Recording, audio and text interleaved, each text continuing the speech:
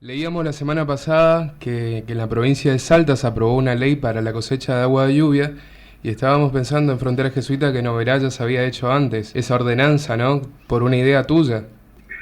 Y yo empecé a hablar del agua de lluvia porque recorriendo las colonias e incluso en Oberá o en las ciudades, más o menos empezás a ver cada vez que llueve la cantidad de agua que se escurre y se pierde. Entonces, el sentido un poco de decir, tenemos muchísima agua buena y gratis, y no tenemos por qué tratarla o desperdiciarla de esa forma. Fíjate, sobre una hectárea de tierra, en la chacra, por ejemplo, por año caen 20 millones de litros de agua, en una hectárea, 20 millones de litros de agua.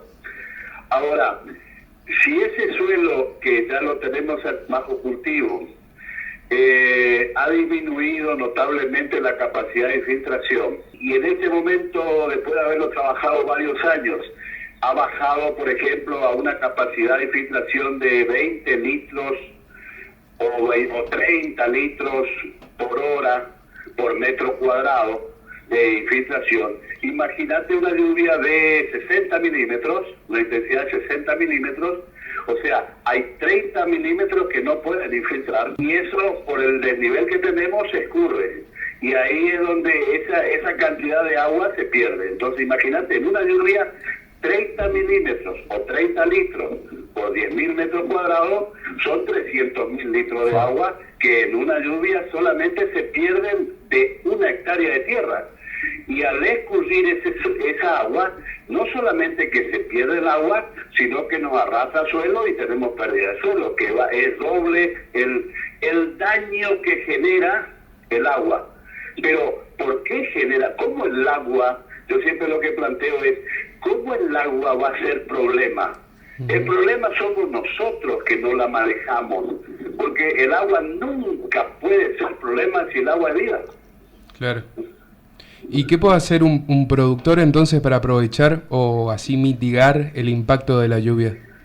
Primero, hacer todos los trabajos necesarios para que su chacra tenga la mayor capacidad de infiltración posible y donde él generó infiltración cero con los techos, los caminos y eso, conducir el agua para que a ciertos lugares de su chacra o hasta almacenar esa agua para utilizarla. Porque de la chacra no tiene que salir 1 litro de agua por arriba, por la superficie, porque eso es pérdida de ese insumo tan importante que es el agua. O sea, tienen que hacer los trabajos de suelo, aumentar la capacidad de filtración, trabajar mucho con el tema de materia orgánica, con la protección del suelo.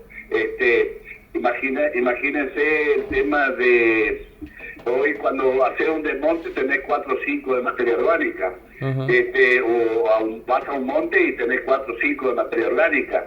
Y hoy hace un análisis de suelo en cualquier superficie cultivada y están alrededor del 2% de materia orgánica y menos. Cuando todos sabemos que con 2,5 ahí ya tenemos que estar advirtiendo. Entonces hemos perdido por las labores muchísimo materia orgánica, eso hace también a la estructura del suelo. Y después cuando techamos también todas esas superficies que no hacemos con capacidad de infiltración, eso tenemos que hacernos cargo de esa agua que nosotros generamos esa no infiltración. El tema del sol, de la temperatura, la cobertura del suelo. He medido en febrero, por ejemplo, la temperatura del suelo a superficie estaba en 65 grados y bajo una cubierta verde estaba a 32 grados. Cuando nosotros dejamos que el sol pegue al suelo, por supuesto, se evapora mucho más agua y además esteriliza el suelo que joroba todo el sistema.